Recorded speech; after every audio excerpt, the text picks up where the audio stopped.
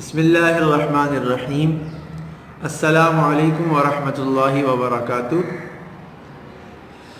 Welcome to online classes of Iqra Huffaz Boys Secondary Schools, a project of Iqra Education System. This is the video session of my English book 7 for class 7. In the last video lecture, we read and explained poem of unit number 4. Dear students, पिछली video में हमने unit number 4 में जो poem थी the blind boy, उसकी reading भी की थी और एक्सप्लेनेशन भी आपको की थी, और उसमें कुछ जो न्यू वर्ड्स थे उनकी मीनिंग्स मैंने आपको बोर्ड पर भी लिखकर बताई थी, और उसके साथ साथ कुछ ऐसे वर्ड्स थे जो शॉर्ट फॉर्म्स में हमने देखे थे, वहाँ पर यूज्ड थे। उन वर्ड्स की भी हमने फुल फॉर्म्स देखी थी, और मैंने आपको होमवर्क दिया था कि आपने उन वर्ड्स को, जो न्यू वर्ड्स हैं, उन वर्ड्स की स्पेलिंग्स आपको याद करनी है और उनकी मीनिंग आपने उसके साथ साथ उसी वर्ड के ऊपर पेंसिल से लिख देनी है। और उसके बाद मैंने कहा था कि जो शॉर्ट फॉर्म्स यूज्ड हैं उनको आपने अंडरलाइन कर लेना है। In today's video we are going to start and solve exercise number 1, 2 and 3। आज की वीडियो में हम रीडिंग कॉम्प्रीहेंशन की एक्सरसाइज नंबर 1, 2 and 3 को डिस्कस करेंगे। Now let's come to the exercises of reading comprehension. देखिए स्टूडेंट्स, सबसे पहले हमारे पास रीडिंग कॉम्प्रीहेंशन में एक्सरसाइज नंबर 1 है। इसमें लिखा है read the text and answer the following questions, right yes और no in the given blanks. हमने टेक्स्ट को यानी पोएम को पढ़ना है, और पढ़ने के बाद हमने इन क्वेश्चन को पढ़ते जाना है, इन क्वेश्चंस को, और इनके बाद इनका आंसर हमने डिसाइड करना है कि आंसर इसमें यस आना चाहिए या नो आना चाहिए।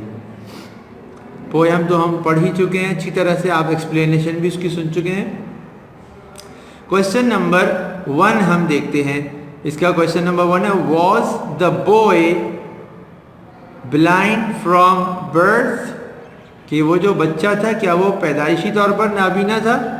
डेफिनेटली वो पैदाइशी नाबीना था, तो हम यहाँ पर क्या लिखेंगे? यस। मैं यहाँ पेंसिल से यस लिख रहा हूँ, बट आपको इस ब्लैंक में अपने ब्लू पेन से यस लिखना होगा। ठीक है स्टूडेंट्स। सेकेंड क्वेश्चन है, वॉज ही हैप्पी? क्या वो खुश था? तो अगर हम पूरी पोएम को पढ़ते हैं तो हमें पता लगता है कि लोगों के बताने पर तो वो गमगीन हुआ, वरना वो खुद से खुश था। उसने लास्ट में कहा भी, विसल दस आई सिंग आई एम अ किंग। तो वो खुश था और वो अपने आप को बहुत ही ज़्यादा आसानियों में और सहूलतों में समझता था कि वो जैसे कि वो बादशाह है। तो हम यहाँ लिखेंगे यस ही वॉज हैप्पी। तो मैंने लिख दिया सिर्फ यस। आप इसको पेंसिल से नहीं लिखेंगे, आपने इसको अपने ब्लू पेन से यहाँ पर यस लिखना है। नंबर 3 है, did he know the difference between light and darkness? क्या वो रोशनी और अंधेरे का फ़र्क समझता था वो बच्चा? तो आपको पता है, हमने पढ़ा है कि वो तो खुद पूछ रहा था कि वो क्या चीज़ है जिसको तुम लाइट कहते हो। तो हम यहाँ पर लिखेंगे नो। मैंने यहाँ पेंसिल से नो लिख दिया, बट आप अपने ब्लू पेन से लिखेंगे। Number 4, is the blind boys father telling us the story? कि वो जो नाबीना लड़का था उसके वालिद हमें ये सारी बातें बता रहे थे जो पोएम में थी। डेफिनेटली वो तो खुद कह रहा था। पोएम में ऐसा लग रहा था जैसे वो लड़का खुद हमें बता रहा है। तो हम यहाँ पर क्या लिखेंगे? वेरी गुड, हम यहाँ पर नो लिखेंगे। वो लड़का हमें खुद बता रहा था, उसके वालिद नहीं बता रहे थे। Dear students, now let's come to the exercise number 2। ये वोकैबुलरी की एक्सरसाइज है। इसमें आपकी वोकैबुलरी की इम्प्रूवमेंट होगी, मतलब आपको अल्फाज बहुत सारे, उनकी मीनिंग्स मिलेंगी, जिससे आपकी स्पोकन में बहुत आपको फ़ायदा मिलेगा। देखिए लिखा है, These jumbled up words and phrases given below are the meanings of the words in the poem. लिखा है कि ये जो वर्ड्स जो यहाँ पर लिखे हुए इस जगह पर, ये देखिए ये सारे वर्ड्स और फ्रेजेस लिखे हुए, ये सारे के सारे असल में मीनिंग्स हैं पोएम के इन वर्ड्स की। ये जो पोएम के वर्ड्स यहाँ पर बोल्ड लिखे हुए हैं, blessings, wondrous, mourn, happiness, woe, patience और चीयर, इन सारे वर्ड्स की मीनिंग यहाँ पर लिखी हुई है। Choose the word phrase that is nearest in meaning to the given word and write the complete sentences in your notebook. इसमें लिखा है कि आपने इनमें से कोई सा भी एक वर्ड या फ्रेज चूज करना है और उसको यहाँ पर उस ब्लैंक में लिखना है जिस वर्ड की वो मीनिंग बन रहा है। ठीक है, इस काम को हमने कॉपी में नहीं करना है स्टूडेंट्स, ये यहाँ बुक में ही रहेगा। ठीक है, तो आप इस वाली एक्सरसाइज को कॉपी में सॉल्व नहीं करेंगे। Is that clear to you? चलिए सॉल्व करते हैं। सबसे पहला है the word blessings in verse 1 means, verse कहते हैं एक मिसरे को, स्टैंजा को। वैसे तो वर्स का मतलब होता है जोड़, लेकिन हम कुरान मजीद के अंदर जो आयात हैं उनको भी वर्ड्स कहते हैं, और इसी तरह से जो पोएम के अंदर जो एक एक स्टैंजा होता है, एक एक लाइन जो उसकी होती है, उसको हम वर्ड्स कहते हैं। ठीक है, तो वो कह रहे हैं कि वर्ड्स नंबर 1 में जो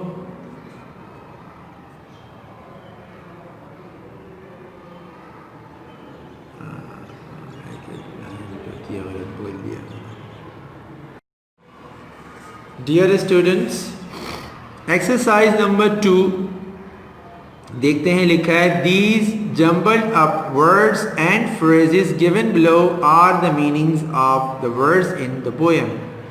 choose the word phrase that is nearest in the meaning to the given word and write the complete sentences in your notebook. इसमें हमसे रिक्वायर्ड क्या है कि ये जो वर्ड्स लिखे हुए हैं नीचे या फ्रेजेस लिखे हुए हैं, ये वर्ड्स और फ्रेजेस एक्चुअली मीनिंग्स हैं इन वर्ड्स की जो यहाँ पर बोल्ड लिखे हुए हैं, और ये वर्ड यूज्ड हैं पोएम में। ठीक है ना, तो इन वर्ड्स की मीनिंग्स यहाँ पर लिखी हुई है। अब हमने क्या करना है, मीनिंग्स को फाइंड आउट करना है और हर वर्ड के सामने उसकी अप्रोप्रिएट मीनिंग लिखनी है, या वो मीनिंग लिखनी है जो नियरेस्ट होगी। क्लियर हो गई बात? इसमें लास्ट में हमें कहा गया है कि ये काम हमें कॉपी में करना है, तो मैं आपको ये कह रहा हूँ कि ये काम हम कॉपी में नहीं करेंगे। एक्सरसाइज 2 हमने कॉपी में नहीं लिखनी, ये यहीं बुक में सॉल्व की जाएगी। ठीक है, ये क्लियर हो गया ना आपको कि मैंने कहा एक्सरसाइज नंबर 2 कॉपी में सॉल्व नहीं की जाएगी, बल्कि यहीं इसी जगह बुक में पेज 75 पर ही इसको हम सॉल्व कर लेंगे। Is it clear to you? Now let's come to solve the exercise. इसमें क्या है, लिखा है the word blessings in verse 1 means, लिखा है कि वर्स नंबर 1 में जो वर्ड यूज हुआ है ब्लेसिंग्स, उसकी मीनिंग क्या है। वर्स मतलब पूरा एक स्टैंजा, 4 स्टैंजास का जो एक ग्रुप है उसको वर्स कहते हैं। ठीक है, तो कह रहे हैं कि उस वर्स नंबर 1 में जो ब्लेसिंग्स वर्ड यूज हुआ है उसकी मीनिंग क्या है। तो उसकी मीनिंग हम देखते हैं यहाँ पर, ability to accept suffering without complaint, नहीं ये नहीं है, अनलकी ये भी नहीं है, सॉरो ये भी नहीं है, फेवर फ्रॉम गॉड, अल्लाह की तरफ से अतिया, ये हो सकता है कि अल्लाह की तरफ से अता करदा कोई चीज़ है। तो मैं यहाँ लिख रहा हूँ इसको पेंसिल से, and again I am reminding you that you have to write it with your blue pen. आपको अपनी ब्लू पेंसिल्स को लिखना होगा। मैं इसको यहाँ पेंसिल से लिख रहा हूँ, FAVOUR,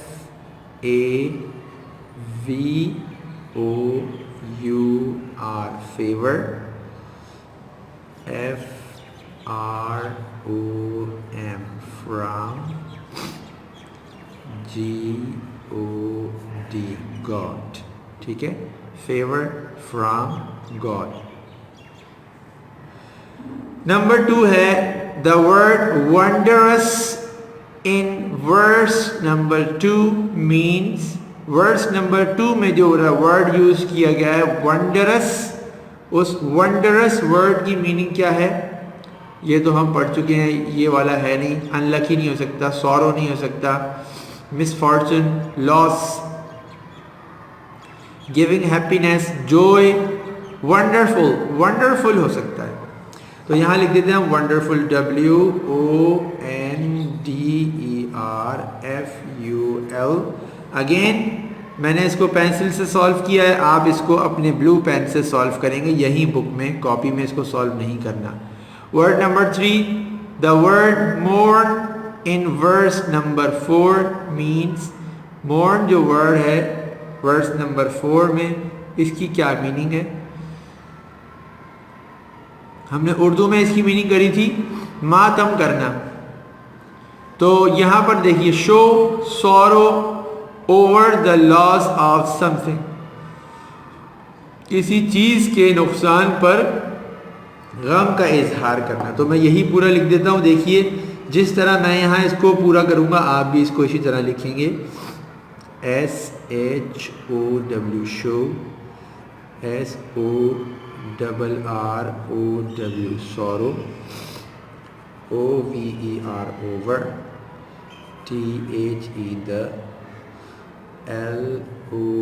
LOSS loss, OF off, और समथिंग की जगह मैंने लिखा है STH। ठीक है, तो यहाँ लिख दिया show sorrow over the loss of something. STH हम लिखते हैं, ये डिक्शनरीज में भी यूज्ड है। STH is the short form of something. ठीक है, STH समथिंग का शॉर्ट फॉर्म है। नंबर 4 देखते हैं, the word hapless in verse number 4 means, जो हैपलेस वर्ड यूज्ड है वर्स नंबर 4 में, उसकी क्या मीनिंग है? तो हैपलेस का मतलब हमने क्या पढ़ा था? बदकिस्मत। यहाँ पर हमारे पास वर्ड है अनलकी, तो हम यहाँ इस वर्ड को लिख देते हैं हैपलेस की मीनिंग में, UNLUCKY।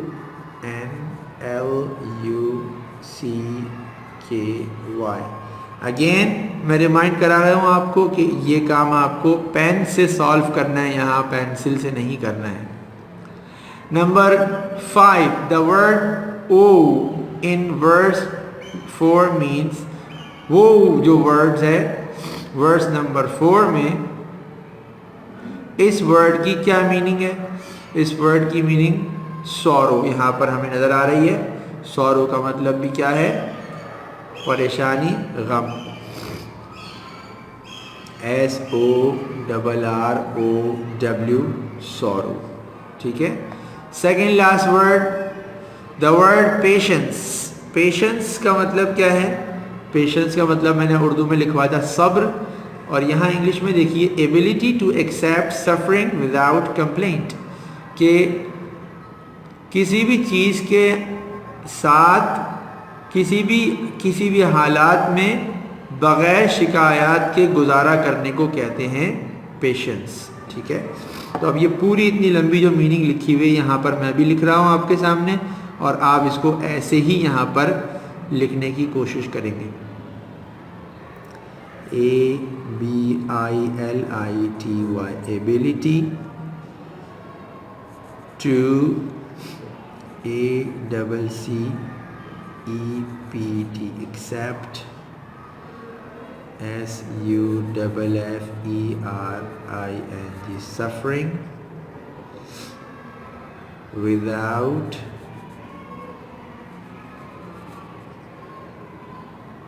कंप्लेंट। कंप्लेंट को मैं इसके ऊपर लिख रहा हूँ, COMPLAINT कंप्लेंट। ठीक है students, ability to accept suffering without complaint. इसके बाद लास्ट वर्ड है the word cheer in verse 5 means, ये जो वर्ड है चीयर, इसकी मीनिंग कौन सी जो नियरेस्ट इसकी हो सकती है? मिसफॉर्चून नहीं हो सकती, लॉस, मैंने इसका मतलब लिखवा था खुशी। तो यहाँ पर है give happiness, Joy, give happiness ज़्यादा इसके करीब और नियरेस्ट मीनिंग बनती है, इसको लिख देते हैं हम GIVE, give, HAPPINESS, give happiness. ठीक है, आपको ये पेंसिल से सॉल्व नहीं करना होगा, ये एक्सरसाइज 2, एक्सरसाइज 1 ये बुक में ही सॉल्व करेंगे, लेकिन आप इसको पेन से सॉल्व करेंगे। Now let's come to the exercise number 3। Exercise 3 में देखते हैं क्या हमसे टास्क रिक्वायर्ड है। लिखा है choose the correct word from the vocabulary in bold print in exercise 2 and fill in the following blanks. One is done as an example. इन्होंने लिखा है कि जो वर्ड्स एक्सरसाइज 2 में यूज्ड हैं उन वर्ड्स को आपने इन ब्लैंक्स में फिल करना है, बट आपने उन वर्ड्स को सही जगह पर लगाना है। ये जो वर्ड्स हमने अभी पढ़े हैं इन वर्ड्स को ही हमने यूज करना है ब्लैंक्स को फिल करने के लिए एक्सरसाइज 3 की, बट हमने अप्रोप्रिएट वर्ड को अप्रोप्रिएट ब्लैंक में लिखना है। मतलब ऐसा वर्ड हमने ब्लैंक में लिखना होगा, हर ब्लैंक में जो उस ब्लैंक में फिट हो सकता हो। और एक वर्ड अपनी तरफ से कोई लेकर बुक में एक ब्लैंक सॉल्व की गई है। In the final matches he always loses in a helpless manner. Second है number 2, he misses his father, so let's do something to dash his heart. तो क्या होगा, उसके दिल को खुश करने के लिए हम कुछ करते हैं, तो इधर क्या आएगा, cheer,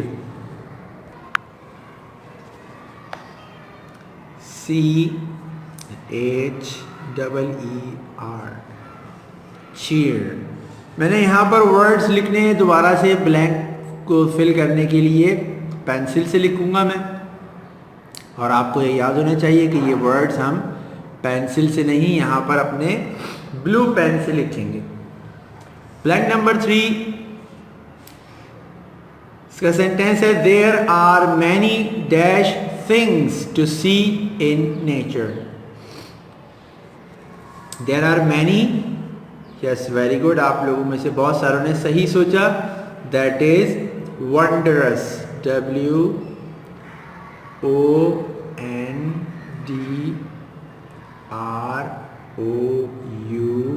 WONDROUS, wondrous। I hope कि आपने स्पेलिंग्स भी याद की होंगी इन वर्ड्स की। There are many wondrous things to see in nature. इसके बाद नेक्स्ट है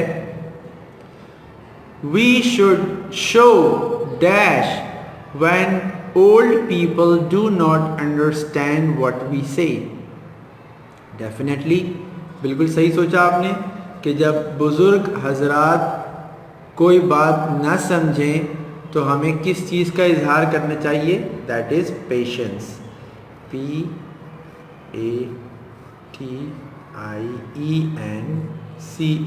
पेशेंस, सब्र का इजहार करना चाहिए, क्योंकि बुज़ुर्ग जो हजरात होते हैं उनको तो प्रॉब्लम होती है, बेचारे वो सुन नहीं पाते, समझ नहीं पाते, but we have to be patient and listen to them and reply them. हमें उनको सब्र से सुनना होता है और उनको समझाना होता है, उनको उनकी बात का जवाब देना होता है। Number 5, when we pray we receive Allah's, जब हम दुआ मांगते तो हमें अल्लाह ताला की क्या मिलती हैं, very good, we receive Allah's blessings, BLESSINGS,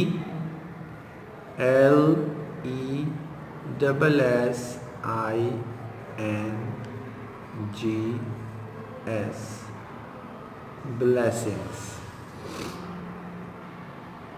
number second last है we should not always dash when we lose something।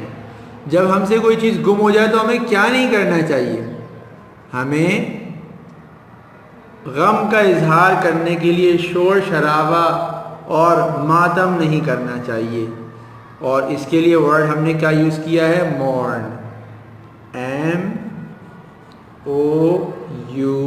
MOURN, mourn. We should not always mourn when we lose something. Number 7 and number last, Sadia was crying and telling her story of dash to her friends.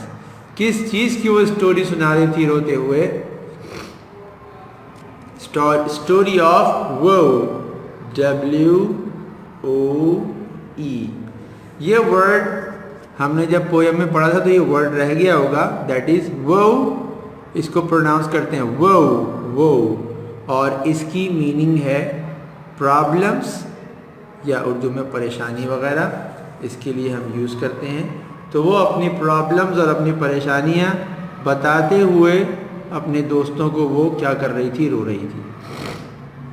Now dear students, we have completed exercise 1, 2 and 3 and I want to give you a homework of 3 exercises। 3 exercises का मैं आपको homework देना चाहता हूँ। बहुत ही simple and easy हैं और इंशाअल्लाह ताला मुझे उम्मीद है कि आप इसको अच्छी तरह से सॉल्व कर लेंगे, समझ लेंगे। आपको ये अच्छी तरह समझ में आ जाएगा, कोई मुश्किल काम नहीं है। देखिए, सबसे पहला काम एक्सरसाइज 4 में आपको क्या करना है? राइमिंग वर्ड्स लिखने। ये तो हम प्रेप में ये काम देते हैं, 6th क्लास में ये काम देते हैं। जैसे इंजॉय, बॉय, जॉय, डिस्ट्रॉय, ये राइमिंग वर्ड्स आ गए। अब आपने ब्राइट के ऐसे 3 राइमिंग वर्ड्स लिखने, फिर वो के 3 राइमिंग वर्ड्स लिखने, फिर मेक, फिर साइट, फिर डे और फिर ही के 3 राइमिंग वर्ड्स लिखने। That is very easy for you to solve. Number 5 पर एक्सरसाइज है। इसमें क्या करना है आपको? देखिए लिखा हुआ है, we sometimes use to use the short forms of words. For example, I'll for I will, she's for she is. हम लोग कभी कभी वो शॉर्ट फॉर्म्स यूज करते हैं, इस तरह लिखते हैं आइल, और इसका असल में फुल फॉर्म होती है आई विल। शीज, इसकी फुल फॉर्म होती है शी इज। पोएम के अंदर भी ऐसे वर्ड्स है। The poem contains the short form of 5 words. Poem में भी ऐसे 5 वर्ड्स हैं जिनकी हमने शॉर्ट फॉर्म्स देखी थी, उनको अंडरलाइन भी आपने किया होगा यकीनन। फर्स्ट वीडियो में मैंने आपसे यही आपको होमवर्क दिया था। Find out these words and write them in your notebook. In words को आपने ढूंढना है और अपनी कॉपी में लिखना है। Then write the full form of these words next to them। उनके सामने उनकी फुल फॉर्म लिखनी है। आपको ये काम करने के लिए तो कोई प्रॉब्लम ही नहीं है। आपने वीडियो नंबर 1 में स्टार्टिंग वाला पोर्शन देखना है, जिसमें बोर्ड पर मैंने आपको शॉर्ट फॉर्म और उसकी फुल फॉर्म लिखकर दिखाई है। बस एज इट इज़ आपने वो काम कॉपी में करना है, ठीक है। ये एक्सरसाइज 5 पहला काम होगा हमारा यूनिट नंबर 4 का, जो आप कॉपी में करेंगे।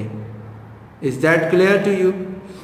यूनिट नंबर 5 का ये वाला काम एक्सरसाइज, यूनिट नंबर 4 का रीडिंग कॉम्प्रीहेंशन की एक्सरसाइज 5 आपको कॉपी में लिखनी है। और वैसे ही कॉलम बनाएंगे। पहले कॉलम में आप लिखेंगे शॉर्ट फॉर्म ऑफ वर्ड्स और दूसरे कॉलम में लिखेंगे फुल फॉर्म, और फिर आप शॉर्ट फॉर्म उसके सामने फुल फॉर्म लिखते जाएंगे। एक्सरसाइज नंबर 6 लिखा है, read the poem and do the following exercise. Write T for true and F for false statements. After completing share your answers with your partner. One has been done as an example. Poem आप अच्छी तरह पढ़ चुके हैं। अगर आपको true false के लिए फिर से पढ़नी हो, वीडियो नंबर 1 लेक्चर नंबर 1 को आप रिवाइज करें, फिर से देखें। उसके बाद आप ट्रू फॉल्स को यहाँ पर सॉल्व करते जाइए। ये भी काम हमें बुक में ही सॉल्व करना है, ये कॉपी में नहीं होगा। क्लियर हो गई सबको स्टूडेंट्स को ये बात? Okay students, this is the end of today's video session and I hope you have clearly understood about exercises of reading comprehension, that means exercise 1, 2 and 3. आज की वीडियो अपने अख्ताम को पहुंचती है स्टूडेंट्स, और मुझे उम्मीद है कि आज की वीडियो में जो हमने एक्सरसाइज 1, 2 और 3 रीडिंग कॉम्प्रीहेंशन की डिस्कस की है, उसको सॉल्व किया है, वो आप अच्छी तरह समझ गए होंगे और इंशाल्लाह आपने उसको मेरे साथ साथ बुक में ही सॉल्व भी कर लिया होगा.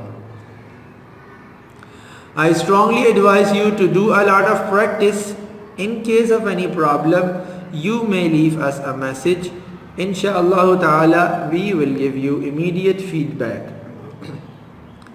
आपके लिए मेरी तरफ से यही एडवाइस है, बहुत ज़्यादा ताकीद के साथ मैं आपको ये कहना चाहता हूँ कि जो होम टास्क, होमवर्क मैं आपको यहाँ वीडियोस में देता हूँ, काइंडली उसको ज़रूर किया कीजिए, उसको छोड़िए मत, क्योंकि जितना काम आप बचा कर रखते जाएंगे वो ज़्यादा होता जाएगा और फिर बहुत सारा काम आपके लिए जमा हो जाएगा. तो मैंने आपको होमवर्क में जो एक्सरसाइज 4, 5 और 6 दी हैं सॉल्व करने की, जिसमें से एक्सरसाइज 5 आपको कॉपी में करनी है, एक्सरसाइज 4 और एक्सरसाइज 6 आपको बुक में ही सॉल्व करनी है. तो इसको आप ज़रूर कीजिएगा इंशाअल्लाह ताला, ताकि नेक्स्ट वीडियो में आपको जो काम मिले वो आपके ऊपर बर्डन ना हो जाए. कोई भी चीज़ समझने की आपको दोबारा समझनी हो, पूछना हो, वीडियो बार बार देखने के बाद भी आपको क्लियर ना हो रही हो, आप हमें मैसेज के थ्रू हमसे पूछ सकते हैं. इंशाअल्लाह आपको उसका फीडबैक बहुत जल्द दे दिया जाएगा. अस्सलामु अलैकुम व रहमतुल्लाहि व बरकातुहू.